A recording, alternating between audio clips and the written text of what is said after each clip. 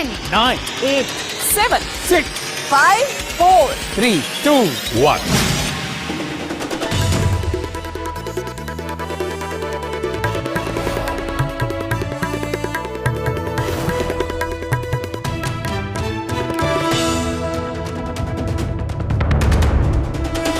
स्वागत है आपका न्यूज 18 इंडिया पर, देश का सबसे असरदार और विश्वसनीय न्यूज चैनल। IBN 7 का अब है एक नया नाम, न्यूज 18 इंडिया, जहां खबरों में रफ्तार भी होगी और धार भी, जहां मुद्दे उठेंगे सिर्फ नतीजे तक पहुंचने के लिए, जहां परत दर परत सामने आएगा सच और खुलेगा झूठ का कच्चा चिट्ठा। News 18 India. न्यूज 18 इंडिया, डंके की चोट पर। जवाबदेही के नाम पर सवालों की लंबी डोर हो, जब वादों की भीड़ में सिर्फ दावों का शोर हो, जब झूठ की फुसफुसाहट में चीखें भी गुम हो जाती हो, सच की जान की कीमत ज़बां की बेड़ियां चुकाती हों। जो कहना है वो कहना है डंके की चोट पर।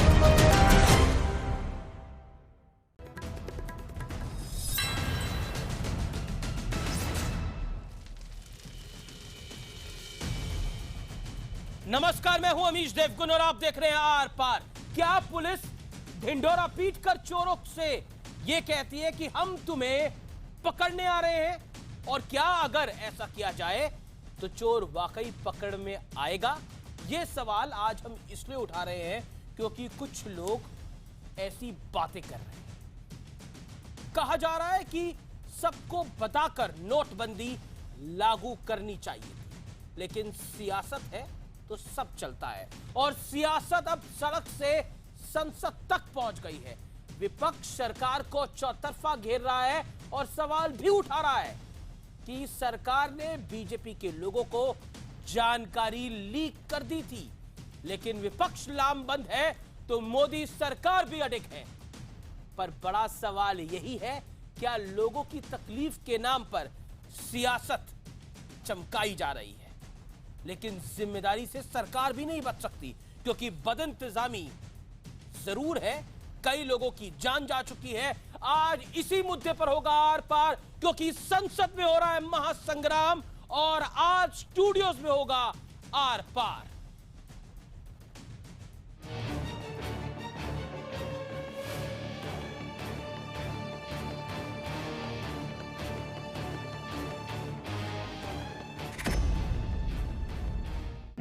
रुपया मिला, निशान लगा, उंगली पे निशान लगा। अभी आपको लाइन में लगाया जा रहा है,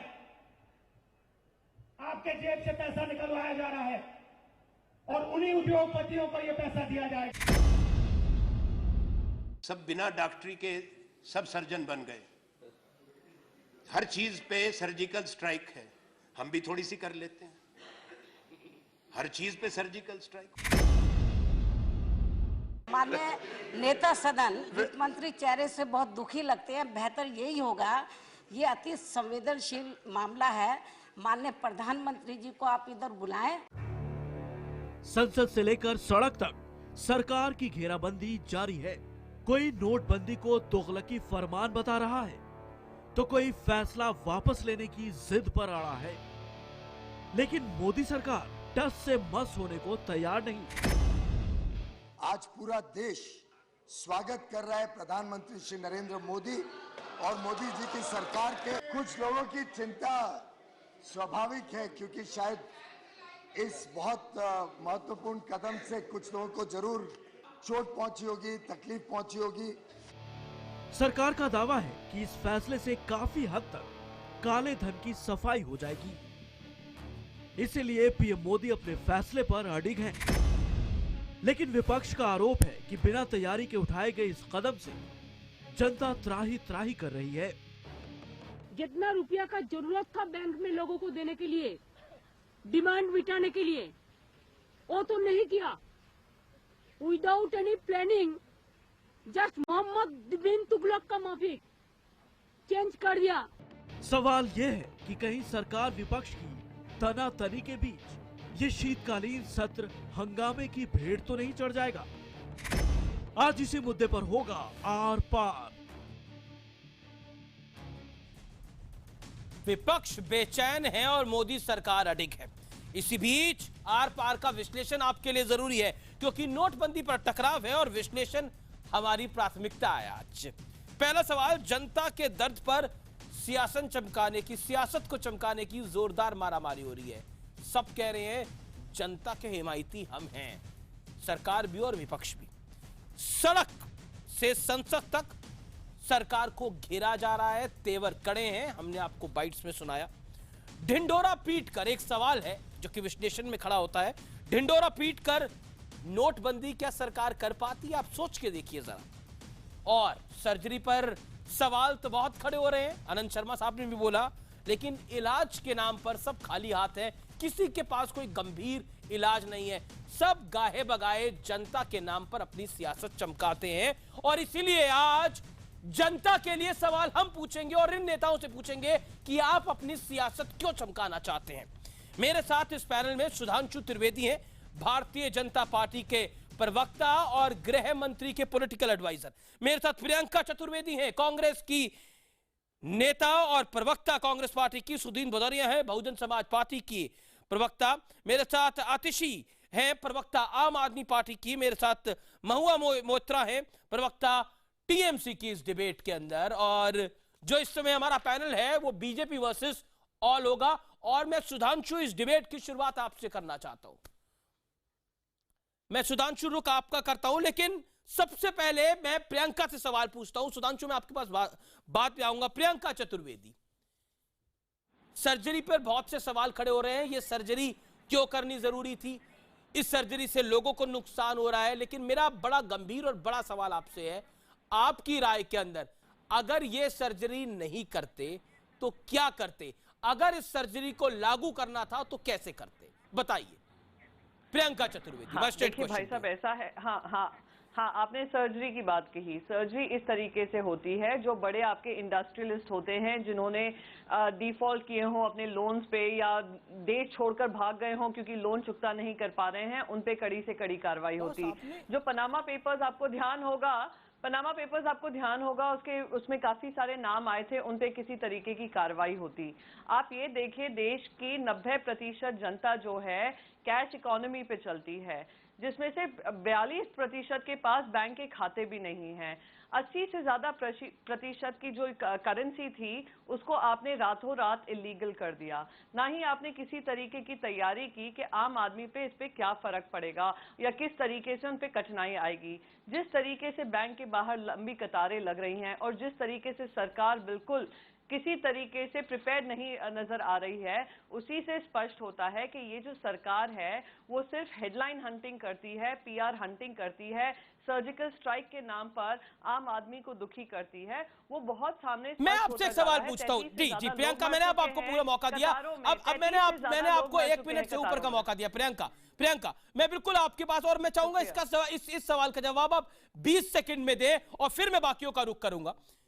प्रियंका चतुर्वेदी, आप कह रहे हैं ये सरकार हेडलाइन हंटिंग करती है, ये सरकार लोगों को परेशान करती है, ये आपका आरोप है। लेकिन आपने मेरे उस सवाल का जवाब नहीं दिया, क्या ये फैसला देश हित में है या देश के हित में नहीं है?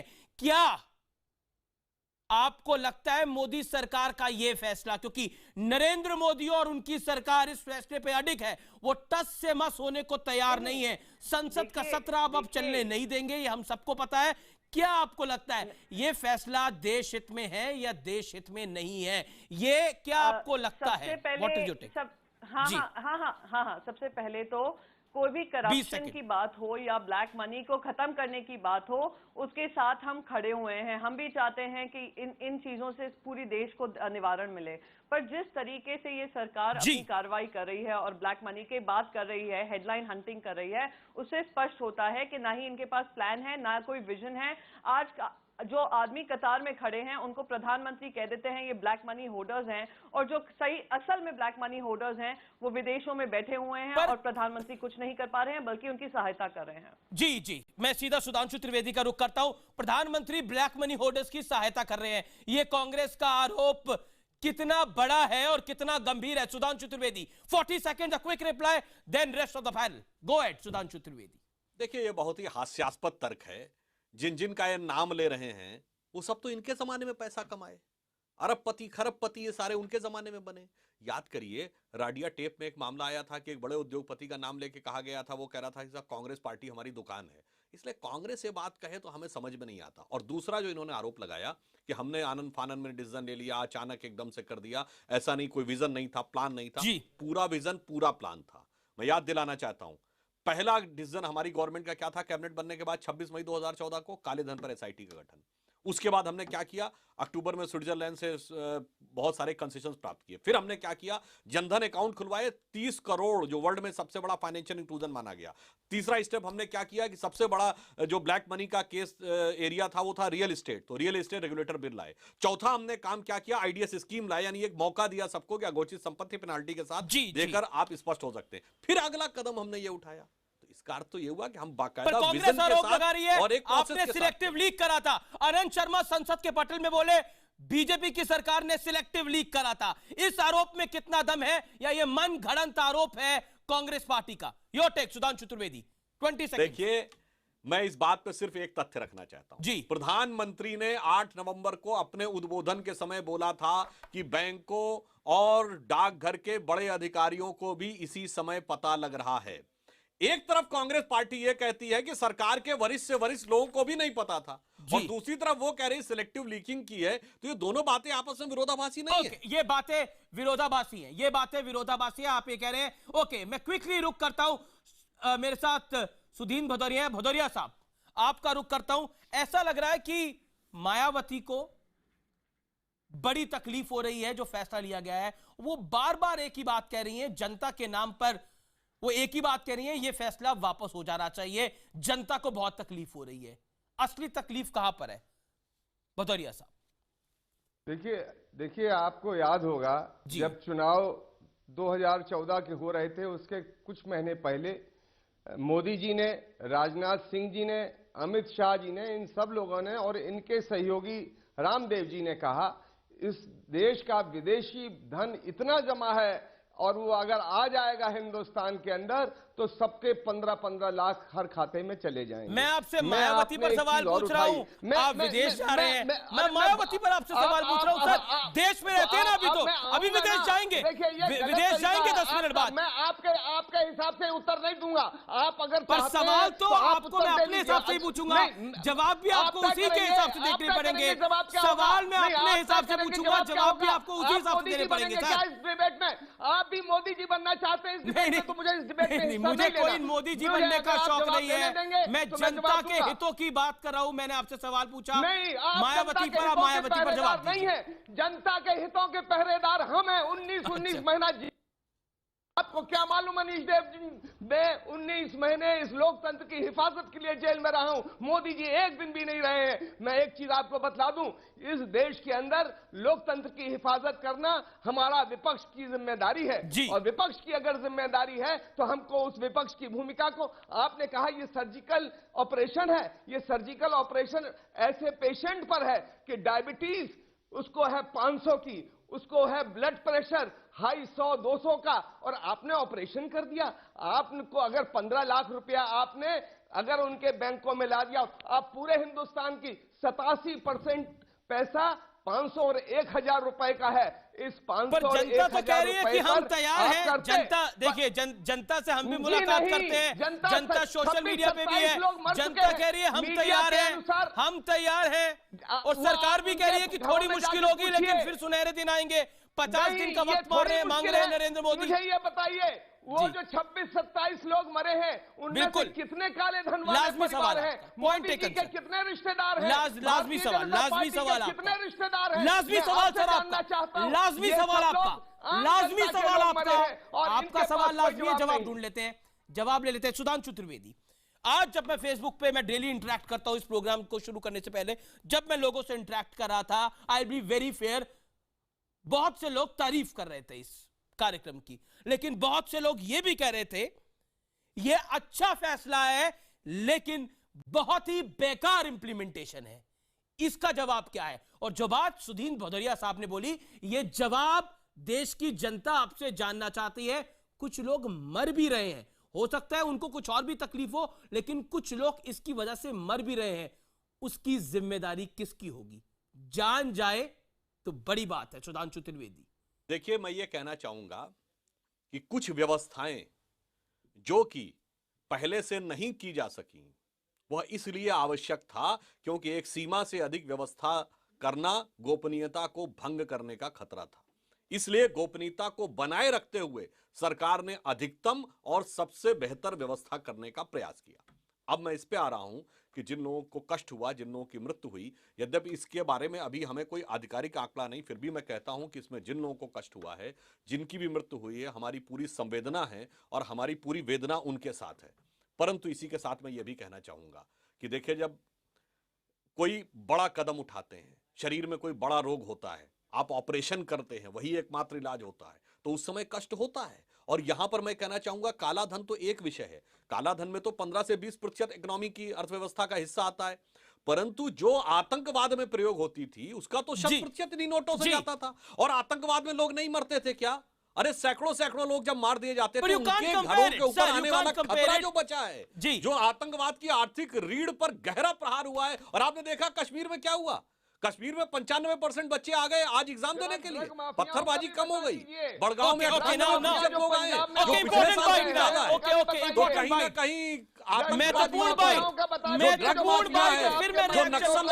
आम आदमी पार्टी का और टीएमसी का और उससे होने वाली भविष्य की संभावित काफी हद तक निजात मिलेगी, या यथार्थ भी स्वीकार करना चाहिए। मैं एक इंपॉर्टेंट बाइट प्ले करने जा रहा हूं। नीतीश कुमार बिहार के मुख्यमंत्री क्या बोले हैं, यह सुनना जरूरी है, और फिर मैं इस डिबेट को आगे बढ़ाऊंगा। जब 500,000 रुपए का नोट बंद किया गया, मैं तो हिमायती हूं। इससे जो 2 नंबर का नोट है, जाली नोट है, वह अपने आप समाप्त होगा। और 2 नंबरी कारोबार करके जो काला धन पैदा किए हैं, उनका काला धन बर्बाद होगा। इसलिए हम इसके हिमायती हैं। तो यह भी विपक्ष है, यह सरकार के साथ खड़ा हुआ है। और अब मैं महुआ का रुख करता हूं। महुआ जी, टीएमसी की अध्यक्षा ममता बनर्जी जी अपना तमाम काम धाम छोड़कर इस समय दिल्ली आ गई हैं, जो सरकार ने फैसला लिया है उसके विरोध में। लेकिन नीतीश कुमार कह रहे हैं कि जिन्होंने काला धन अर्जित करा है वो समाप्त होंगे, यानी ब्लैक मनी समाप्त होगी। ममता बनर्जी की तो सबसे बड़ी लड़ाई काले धन को लेकर रही है। क्या आपको लगता है आप अपनी लाइन से हट रहे हैं ये लाइन लेकर? What is your take? Mahua. अच्छा, पहले तो ये बात है कि ममता बनर्जी तृणमूल पार्टी की लीडर है। नीतीश कुमार क्या बोले क्या ना बोले उसका जवाब तृणमूल का स्पेक्स पर्सन एमएलए होकर के मेरा काम नहीं है, नंबर 1। ठीक है, नंबर 2, ये एक चीज जो है, जो मेन पॉइंट है, आप लोग सर्जरी कह रहे हैं।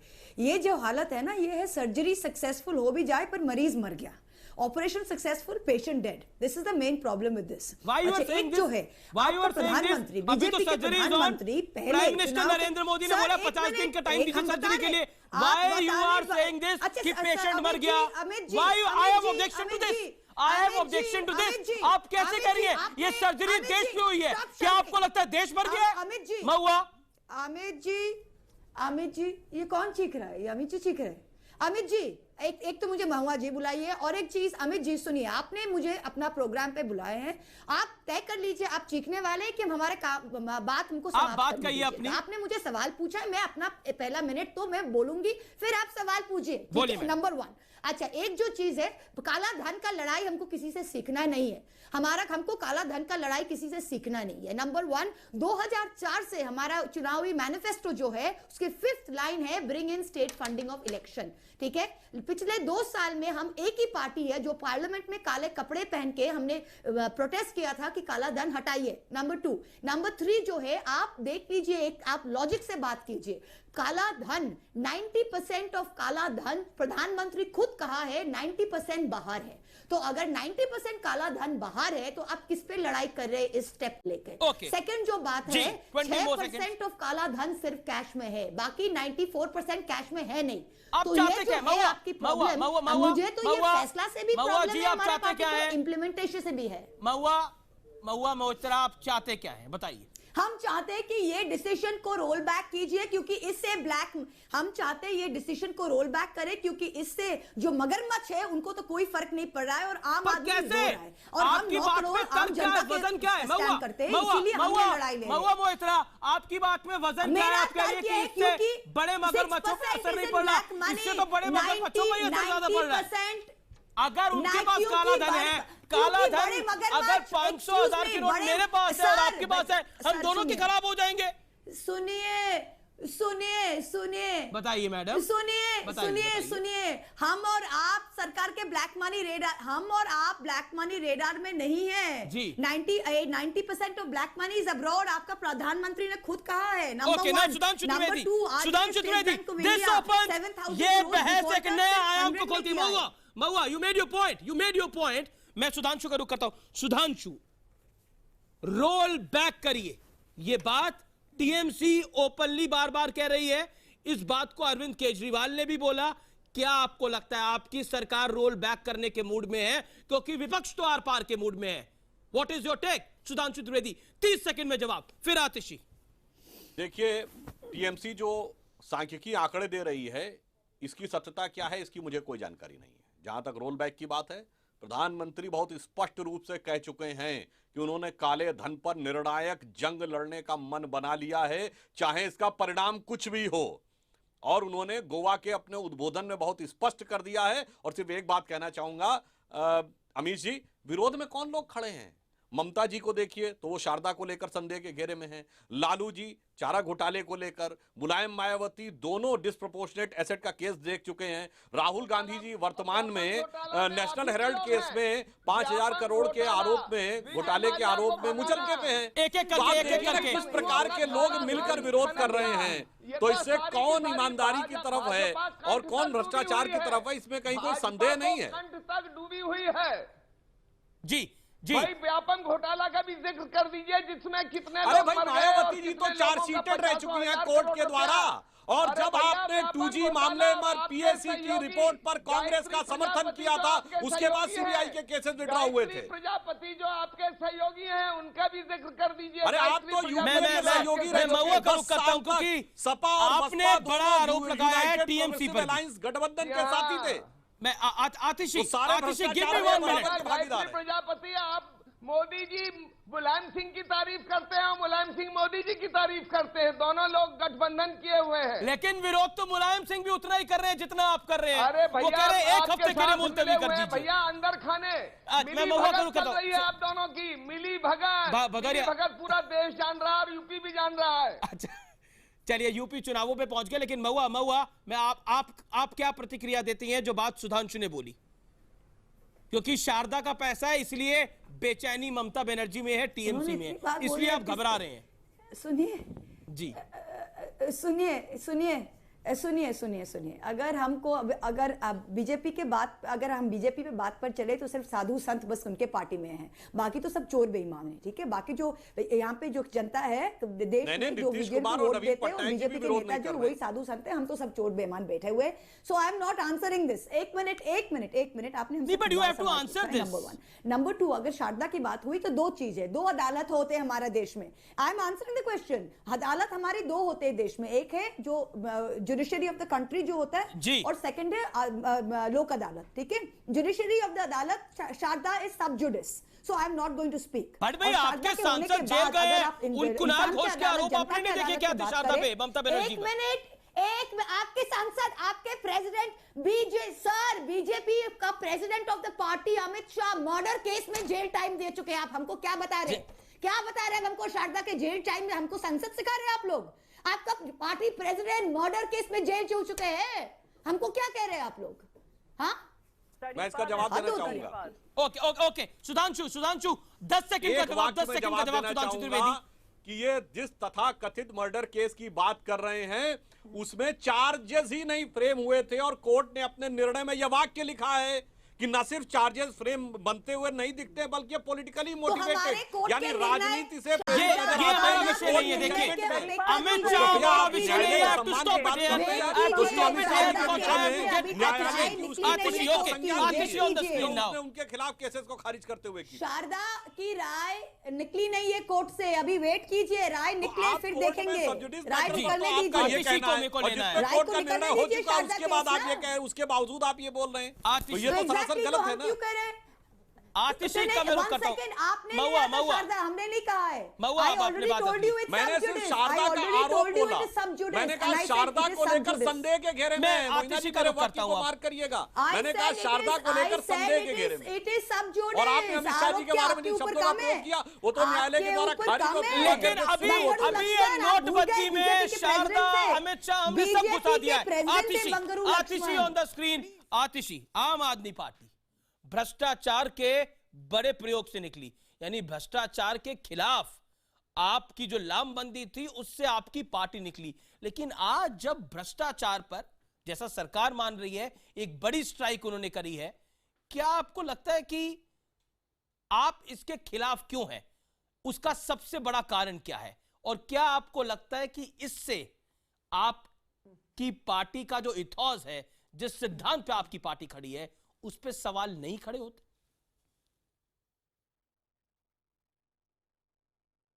अमीश जी, मैं इसके सवाल के जवाब में 2 या 3 चीज़ें कहना चाहूँगी, और कृपया मुझे समय दीजिए, मैं बहुत शांति से तब से सबकी बात सुन रही हूँ। पहली बात, जिस दिन प्रधानमंत्री जी ने ये निर्णय का अनाउंसमेंट किया, हमने 1-2 दिन इस पर कोई टिप्पणी नहीं की, क्योंकि हम देखना चाहते थे कि वास्तव में क्या गंभीरता से काले धन पे वार किया जा रहा है। पहली चीज़, देश को ऐसा लगा कि शायद हाई वैल्यू नोट्स को ही ख़त्म कर दिया गया है, कि 500 और 1000 के नोटों को हटा दिया गया है, लेकिन ऐसा नहीं था। तो आज के दिन में जो होर्डिंग होती है 500 और 1000 रुपए के नोट से, अब वो और भी आसान हो जाएगी 2000 रुपए के नोट से। तो ये जो आपकी कैश मनी की होर्डिंग है, जो आपके ब्लैक मनी की होर्डिंग है, ये समस्या आपकी लॉन्ग टर्म में खत्म नहीं हुई। दूसरी बात, जैसा कि महुआ जी ने भी बिल्कुल सही कहा है, प्रधानमंत्री ने खुद कहा है कि 90% आपका काला धन देश के बाहर है, उस पर आपने कुछ नहीं किया। 6% कुल मिला के आपका काला धन कैश के फॉर्म में है, उस पर भी आप ठीक से अटैक नहीं कर पाए। अभी एक अटैक करा है, उसको आप रोल बैक करने की बात कर रहे हैं। अभी जो अटैक करा है उसको आप रोल बैक करने की बात करें।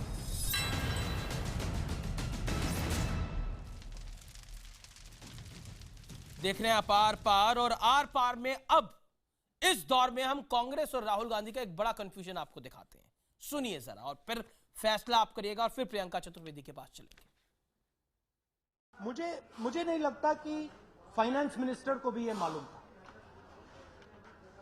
मुझे लगता है कि प्रधानमंत्री ने अपने जो 3-4 पास के लोग हैं उन पे भी भरोसा नहीं किया। बीजेपी के लोगों को इस बात के बारे में पहले बताया गया या नहीं, उसके बारे में आप इंक्वायरी कराइए, पता लगाइए कि इंटरनेट पे हमें बीजेपी के नेता 2000 रुपए की ऐसी बड़ी बड़ी गड्डियां पकड़े क्यों दिखाई दे रही हैं। पता लगाइए कि वेस्ट बंगाल, बीजेपी के वेस्ट बंगाल यूनिट ने इस डिसीजन से एकदम पहले पैसा डिपॉजिट क्यों किया था।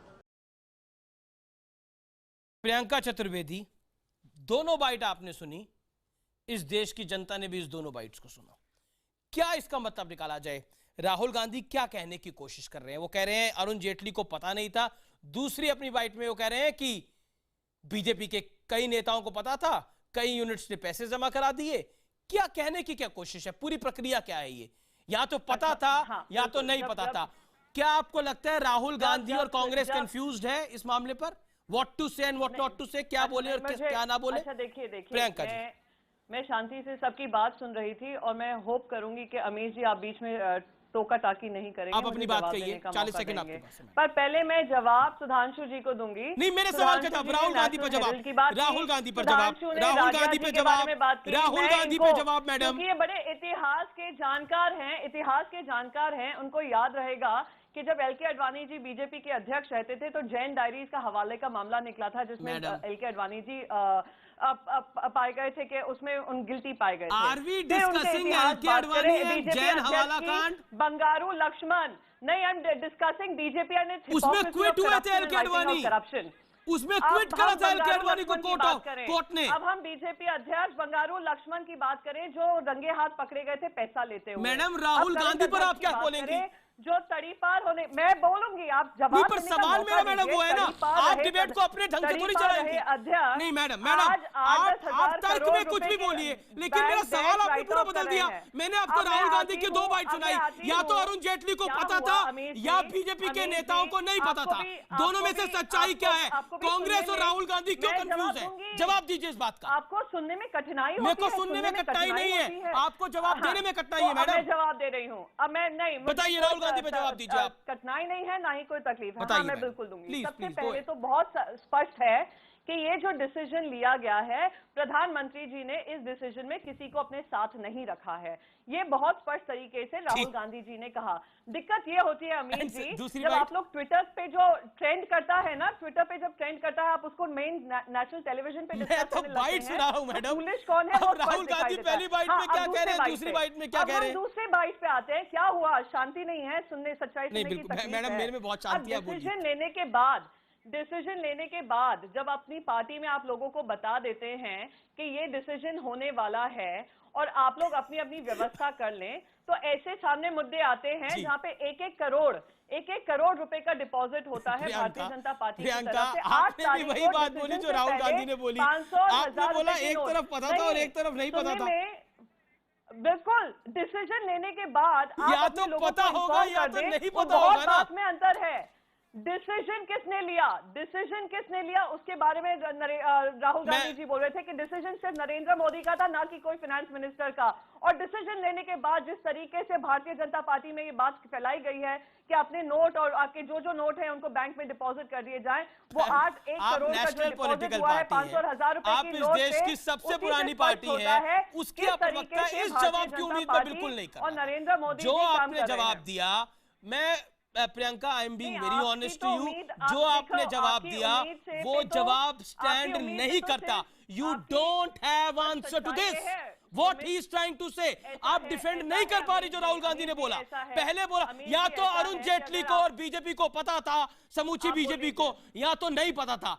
दोनों नाव पे पैर नहीं रखे जा सकते। मैं सुधांशु त्रिवेदी का फिर भी रुख करता हूं। आप अमीर जी, आपको नहीं अमीर जी, आपको मुझे पूरी बात कंप्लीट करने का मौका देना चाहिए। मैडम 30 सेकंड और बीच में टोक कर आपको, अगर आपको ट्विटर डिबेट करना है, मैं ट्विटर पे डिबेट कर लूं, पर आप मुझे बताइए, आज आपके मैनेजिंग डायरेक्टर कुछ डिसीजन लेते हैं जिसमें आपको कंसल्ट नहीं करते हैं और फिर जाकर सारा कन्वे करते हैं CNN न्यूज 18 की टीम को कि ये डिसीजन लिया गया है, तो क्या गलत कहा राहुल गांधी जी ने? क्या आपके कॉर्पोरेट हाउसेस में ही काम नहीं होते हैं जहां पे जो मैनेजिंग डायरेक्टर से क्लोज होते हैं वो तक नहीं आप अपना हर लेवल ट्राई कर रही हैं, that is your duty madam, कि आप राहुल गांधी को डिफेंड करेंगी। ओके, नो इश्यूज मैडम, आपने अपनी बात रखी। अब मैं CNN न्यूज 18 और न्यूज 18 के मैनेजिंग डायरेक्टर क्या कहते हैं, इस डिबेट में आना नहीं चाहता, फिर ये डिबेट बहुत लंबी हो जाएगी। ओके, सुधांशु त्रिवेदी 30 सेकंड में रिबटल, 30 सेकंड में रिबटल। सुधांशु त्रिवेदी, प्रियंका जी आपने 2 मिनट ले लिए, अपनी अपनी बात कह ली। सुधांशु जी 30 सेकंड में रिबटल।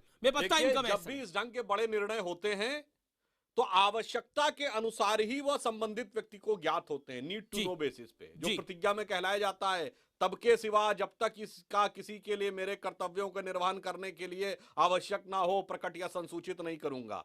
तो उस हिसाब से यह कार्य उचित ढंग से किया जाता है। और कांग्रेस ये कह रही है, भाई कांग्रेस में तो उल्टा था। याद करिए UPA 1 सरकार में प्रधानमंत्री कार्यालय से मनमोहन सिंह के जमाने में एक लेटर गया था मंत्रालयों को कि कृपया अपने निर्णयों से प्रधानमंत्री कार्यालय को अवगत करा दिया जाए करे। तो उस परिप्रेक्ष्य में देखेंगे तो इनको बड़ा विचित्र नजर आएगा। और कंफ्यूजन तो राहुल गांधी को हमेशा रहा है। एक तरफ अफजल को फांसी इन्होंने दी, दूसरी तरफ उस जलसे में जाके खड़े हो गए, तेरे कातिल जिंदा हैं। एक तरफ याकूब मेनन को फांसी दी, दूसरी तरफ जाके समर्थन करते हैं याकूब के नमाज़े जनाजा में। एक तरफ बटाला हाउस इनकाउंटर इनके जमाने में हुआ, आंसू आ जाते हैं सोनिया गांधी की आंखों। तो ये कंफ्यूजन तो इनके अंदर स्वाभाविक है, वो कोई बहुत नई बात नहीं है। वो तो इनकी अपरिपक्व राजनीतिक चरित्र का सहज और स्वाभाविक अंग चलाते हैं। Biggest political war between Congress, between government and opposition अब तक की सबसे बड़ी लड़ाई है, ये निर्णायक लड़ाई होगी। मैं इसका रुख करता हूं, मैं सीधा रुख करता हूं सुधीन भदौरिया और सोमनाथ सिंह रॉय का। सोमनाथ सिंह रॉय पहले आप इसलिए क्योंकि ऐसा लग रहा है, मैं लगातार कई सेलिब्रिटीज के ट्वीट्स पढ़ रहा हूं, नाना पाटेकर, प्रकाश झा, ऐश्वर्या राय, विराट कोहली, मेरी कॉम, श्री रविशंकर, रजनीकांत, ये तमाम लोग जो है, आप तो आम लोगों की लड़ाई लड़ रहे हैं। आम लोगों, जो सेलिब्रिटीज होते हैं वो आम लोगों को बहुत हद तक रिप्रेजेंट करते हैं, क्योंकि ये नेता नहीं है, ये सेलिब्रिटीज हैं जो लोगों से बनते हैं। ये लोग कह रहे हैं कि अच्छा डिसीजन है सरकार का।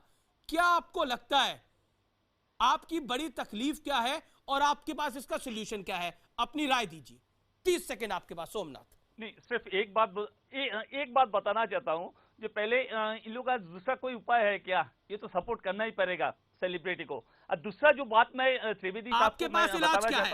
आप अपना इलाज बताइए सर, आपके पास इलाज क्या है? अमिश प्लीज, मैं 7 बजे से बैठा हूँ, 1 मिनट हमको बोलने दीजिए।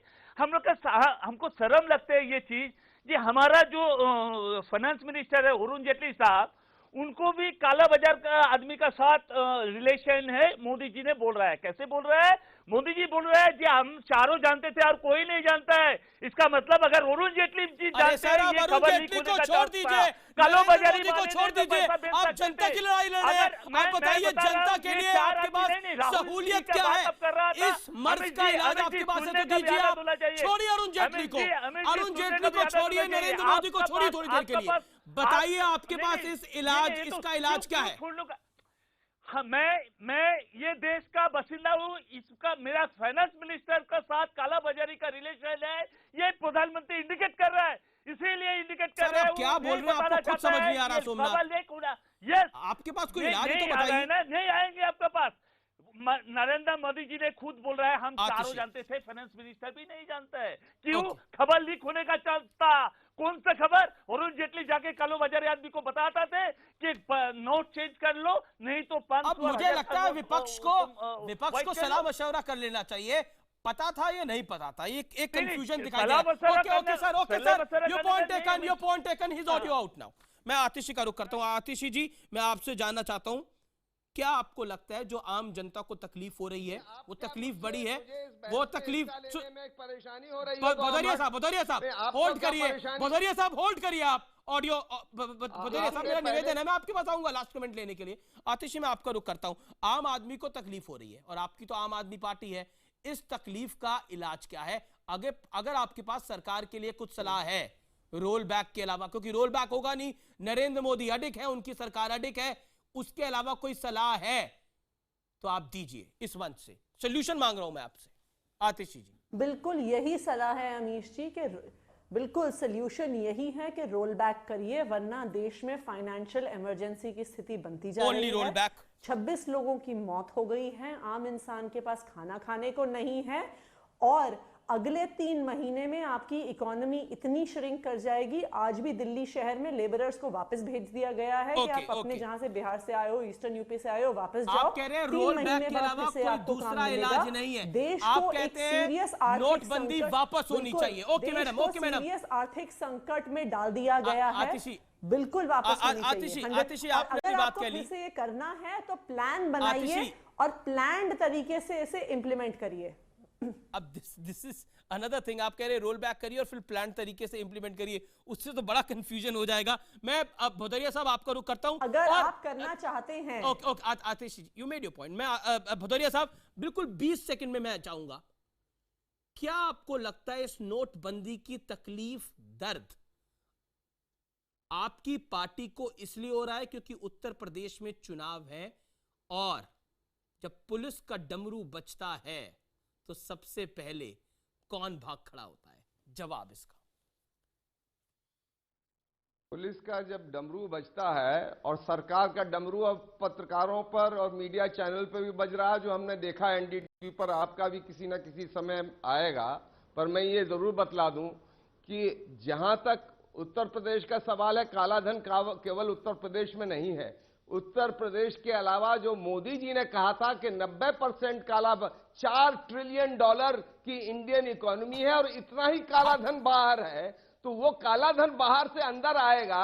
और मैं ये बता दूं काला धन ले जाने में मोदी जी की सरकार ने भी मदद करी, और ये इसलिए करी $75,000 को इन्होंने 2.5 लाख नरेंद्र मोदी और उनकी सरकार काले धन पे कोई कार्रवाई नहीं कर रही। अब एक कार्रवाई करी आप कह रहे हैं कि ये मदद है। मैं आप सियासत करिए सर, सियासत आपका हक है कि काला धन और मैं आपके पास वापस आऊंगा, बार बार आऊंगा, मैं वापस आपके पास बार बार आऊंगा, क्योंकि इस संसद सत्र में सबसे बड़ा टॉपिक यही रहने वाला है और सरकार और विपक्ष में इसी स्टूडियो में आर पार होगा।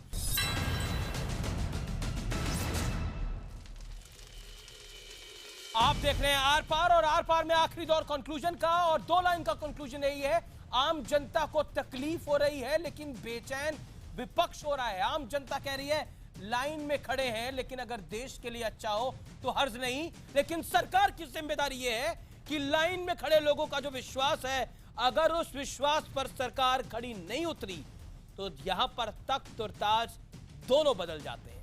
आप देखते रहिए न्यूज़ 18 इंडिया। नमस्कार।